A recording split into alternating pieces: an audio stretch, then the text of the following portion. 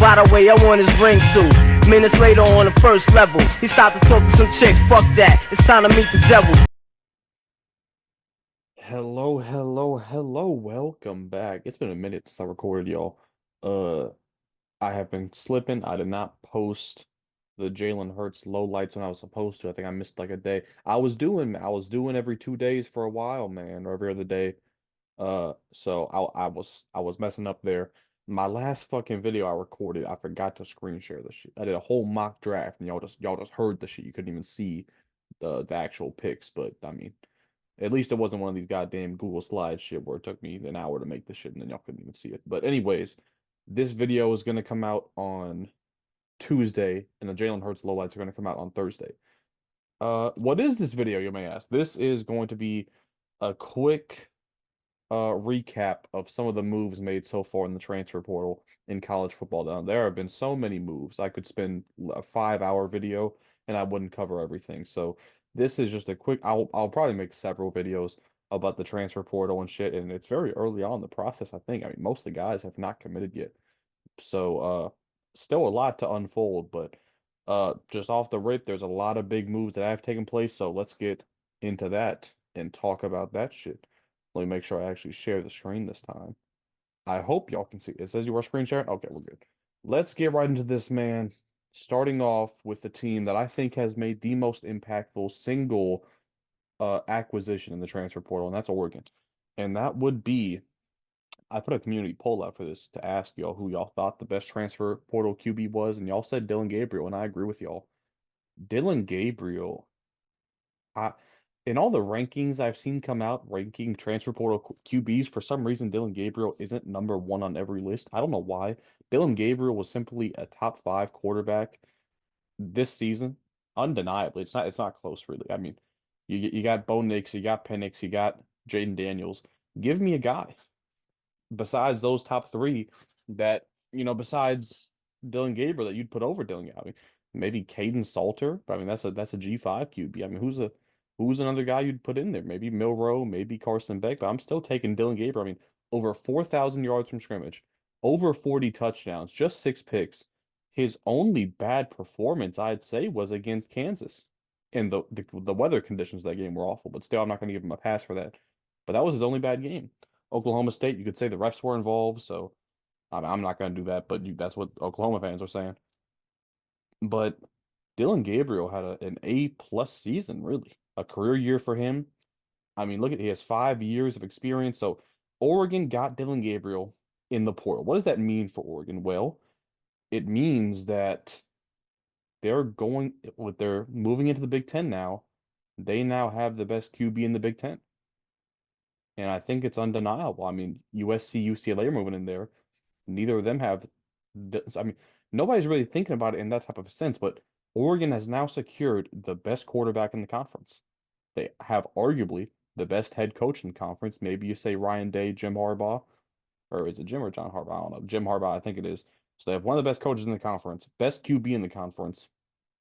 The only thing that I hate for Dylan Gabriel is that he's not going to have the same access to these weapons that Bo Nix is going to have, or that Bo Nix is currently having this season, because I expect Troy Franklin almost certainly going to the NFL, probably a second round pick. Bucky Irving, same thing. I expect him to go to the NFL, be a second round pick. I would hope for Dylan Gabriel's sake that they could convince a Tez Johnson maybe to stick around at Oregon and be a true wide receiver one next season in the Big Ten. Maybe that could boost his draft stock, but I think if he wanted to, I think Tez Johnson could go to the NFL as well if he wanted to. So they're gonna have to try and convince a couple of these guys on Oregon's offense to stay because they have some big weapons, and I hope Dylan Gabriel is gonna have a chance to play with a few of those guys. But I mean, Dylan Gabriel was a top 10 QB in the country for me coming into this year, and I think he's going to be a top five one moving into next season. I mean, it's just a huge get for Oregon that I don't really think is getting the hype it deserves. Maybe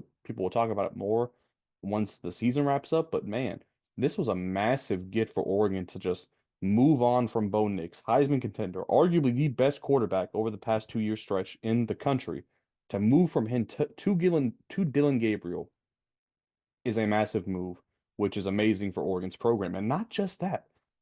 Wait, there's more. You also got Dante Moore out of the portal, who was a highly touted prospect who was at UCLA. He was a freshman this year, a true freshman, played this year at UCLA. He wasn't great. If you paid attention to UCLA and Dante Moore, you would know that he did not have, a great set of games at UCLA this year. He was not great, but he wasn't awful. Uh, I didn't think he just looked inexperienced, really. And the good thing about this is he's not only going to Oregon, he's going to redshirt next season. So he's going to sit behind Dylan Gabriel, learn the system. And if this works out for Oregon, let me pitch you this right here. So they're going to go from Bo Nix to Dylan Gabriel next season, and then have potentially 3 years of Dante Moore, who I think he has a lot of potential. Obviously, he didn't look good this year, but the Dante Moore we're going to be seeing at Oregon is going to be 2 years from now with experience in Oregon's system. I think Oregon potentially already in this transfer cycle has set themselves up for potentially 4 years of high level quarterback play moving into their new conference. I think Oregon is, just set up for one of the best near futures in all of college football because they have it figured out at the quarterback position. So many teams don't even know who their quarterback's going to be for this upcoming bowl game, let alone 3, 4 years from now. And Oregon might be able to say that if they can hold on to Dante Moore and Dylan Gabriel. So Oregon is doing massive things in the port. They also got Kobe Savage, safety out of Kansas State. That's a big add for their secondary. But man, I don't think any team has secured their quarterback position like Oregon has in this transfer cycle.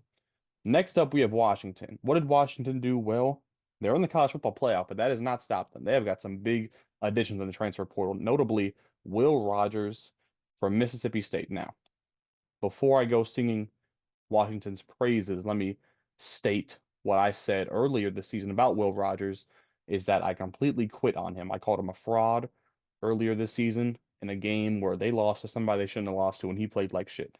Um, I believe the that I just so much happened at Mississippi State this year. After Mike Leach died, rest in peace. You could say their season was just a disaster waiting to happen, and that's what it turned out to be. Will Rogers did not play great, but maybe I was a little too hard on him. You know, everything considered what happened at Mississippi State. So he gets a new opportunity, and I'll admit, if he had to go to any school in the country, Washington is probably the single best fit in the entire country that he could have gone to. Obviously, replacing Michael Penix, you want an experienced guy. You don't want a freshman coming in there. You don't want a sophomore. You want a guy like Will Rogers with 4 years of experience in the SEC. This guy has a lot of games. Let's see how many games he has. 26, 34, 43 games of SEC experience under his belt going to the Big Ten with Washington next season. That's a great fit. The only concern you would say is can they keep one of their big three receivers? I think Rome Odunze is gone. He's a top 15 pick. He's gone. Jalen Polk probably gone. He's probably going to be a top 50 pick. Jalen McMillan is the guy where I look and I say maybe, Jalen McMillan dealt with a lot of injuries this year. He hasn't produced as much as a Odunze or a Jalen Polk. Maybe you can convince a McMillan to come back for another year, be the wide receiver one with Will Rogers, in hopes that he can solidify himself as maybe a first round talent in the upcoming draft. I think there's a good possibility of that taking place. But if it doesn't, I still think they'll get some guys out of the portal. I think their system will still be a perfect fit for Will Rogers. They're going to have Cameron Davis coming back as their starting running back next year, I assume. So I think there still is, you know, a lot of upside for Will Rogers, even if they lose their top three receivers. But if they could convince one of those guys to come back, then watch out because this is a great fit at Washington next season. And then that's not it. They got, Washington has been kind of overlooked this season as far as their line of scrimmage play. Their offensive line has played amazing this season. Their defensive line's made a lot of plays, but they have been adding to that so far in the transfer portal. First off, we got Sebastian Valdez out of Montana State.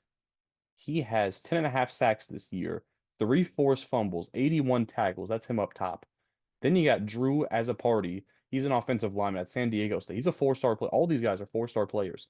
He has 2 years of experience at San Diego State. He's going to come over to Washington.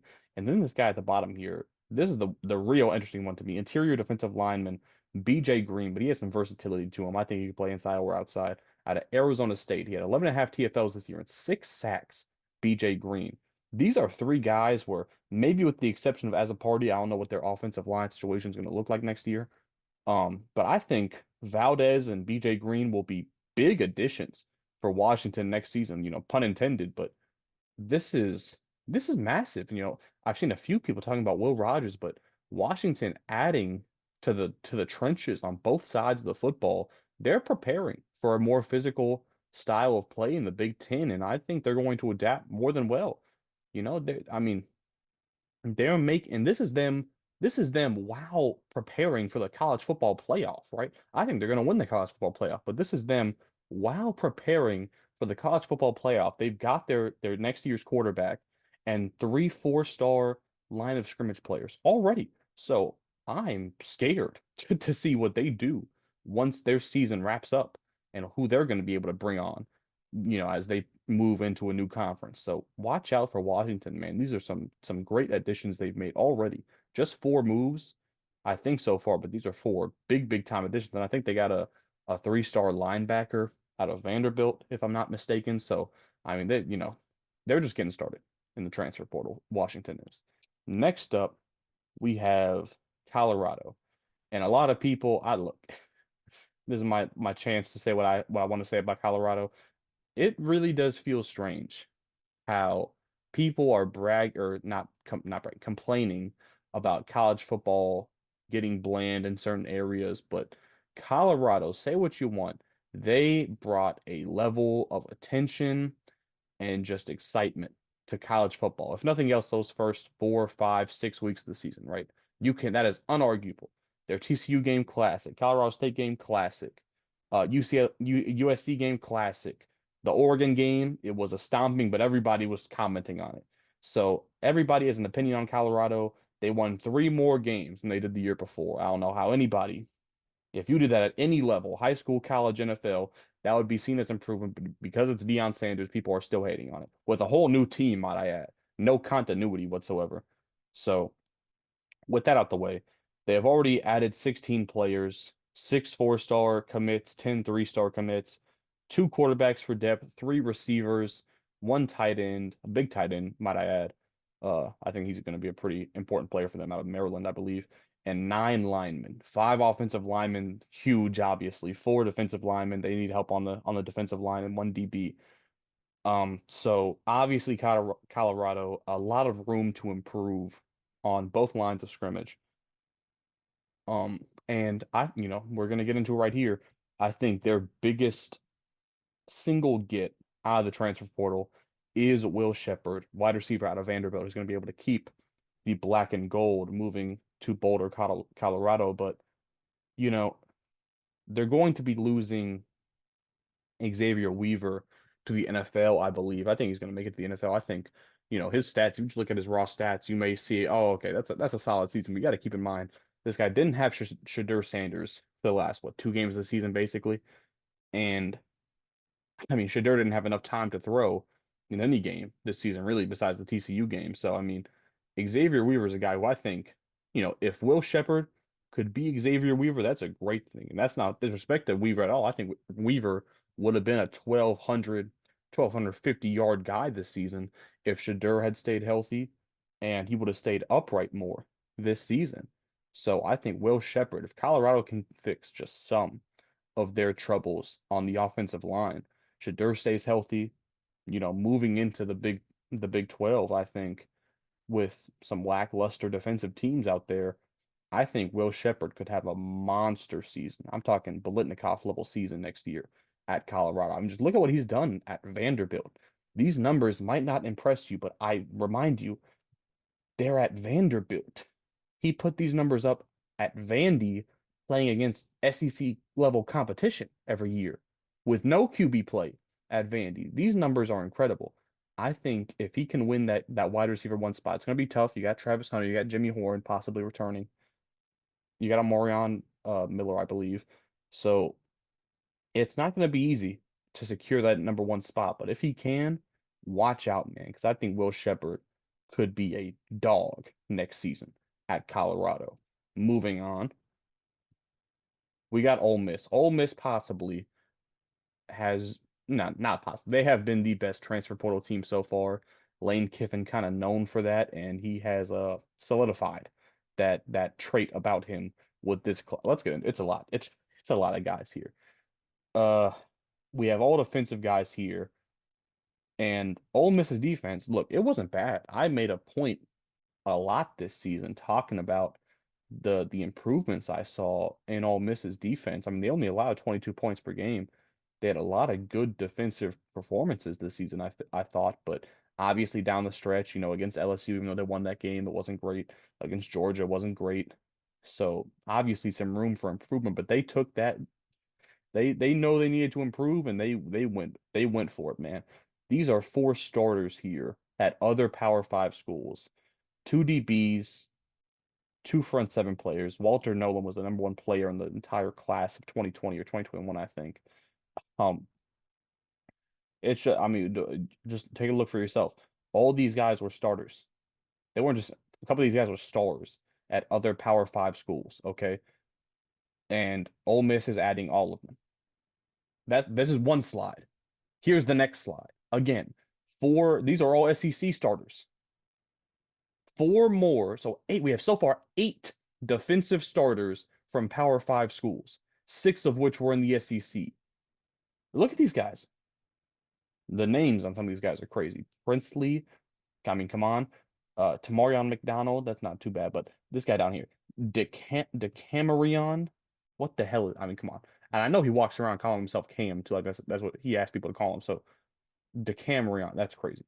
But these are eight defensive starters from other Power Five schools that Ole Miss is adding in one cycle.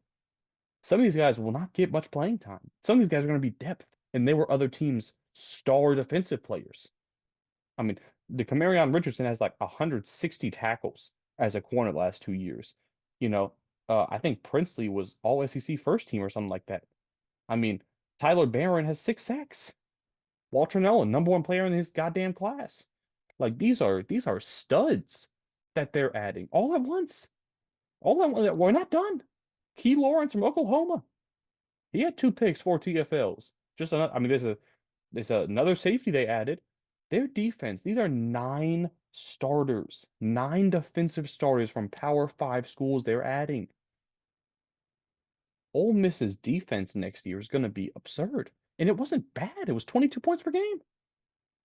Ole Miss, man, the Ole Miss are contenders next year. I'm not talking about SEC. I'm talking about the country.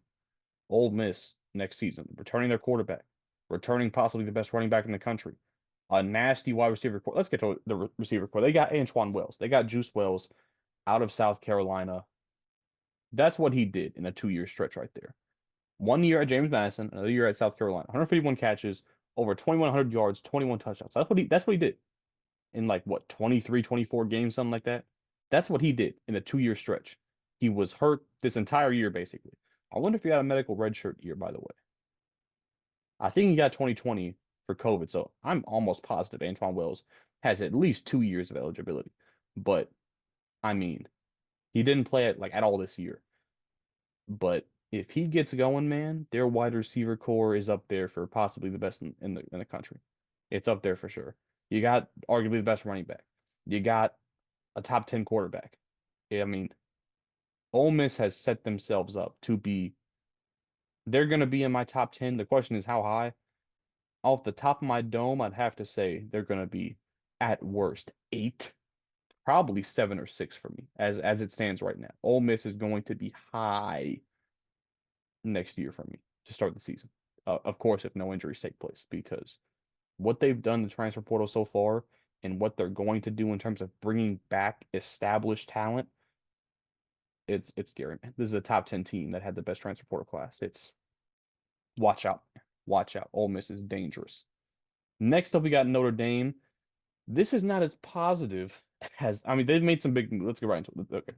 Notably, they got Riley Leonard, quarterback out of Duke, to replace the disappointing Sam Hartman. What do I think? Well, this is going to be a bigger picture look at Notre Dame as a whole, really. They disappointed me mightily. They kind of finished kind of on par with where I thought they were going to be. Preseason, I had them as a top 15 team, I think 13th or 14th, and they're gonna finish probably at 13th to 14th. But it was disappointing. You know, they fooled me the first month of the season. Sam Hartman looked like a Heisman candidate, and then it was so many games, man. It was Ohio State, it was Louisville, it was Duke, it was Clemson, where their offense just disappeared. And if they didn't have Audric Estime, I mean, we probably don't even talk about them because it would just be a joke of an offense if they didn't have that guy back there. So Sam Hartman, a massive flop at quarterback. Now bring in Riley Leonard, which, you know, not trying to hate on the guy. I know he got hurt this year, but a guy with really just 1 year of experience under his belt, 1 year of being that guy at quarterback. Whereas, you know, credit to Sam Hartman, at least we knew he had the experience. He had 5 years of starting at Wake Forest, I believe. Riley Leonard, not the case. Okay. He has 1 year of a healthy, good season at Duke. This season, even when he was healthy, I didn't see him, and I've never seen Riley Leonard as a thrower of the football really be dangerous. He's an athletic freak as a quarterback. He's big, he breaks tackles, he moves the chains, but as a strictly pure thrower of the football, he doesn't scare me. So my question now for Notre Dame is you're replacing a guy who not as mobile, but he's a pocket passer. He can move the ball downfield, or so we thought. You're replacing him with a guy who's not as dangerous through the air, but can move the chains on the ground while losing Audric Estime. It's just I'm not so sure if how you know if they're going to be able to replicate the little success they had this year, only 9 wins. But you know, let's move on first. The receiver issue was prevalent this year at Notre Dame. They did not have a pass catcher at the receiver position that scared anybody. You know, they had a couple guys, and you know, they had Chris Tyree, they had Rico Flores, they had a couple guys. Mitchell Evans kind of became their go-to guy at the tight end position, but his stats weren't anything impressive by the end of the year. They just didn't have much of a passing game. You know, like I said, Audric Estime carried that offense on his back. Losing him now and losing a bunch of production. Look, Rico Flores, he was a freshman, okay? He wasn't anything special, but he was a freshman, put up nearly 400 yards. Chris Tyree was a running back converted to wide receiver who put up nearly 500. I think he was your leading receiver.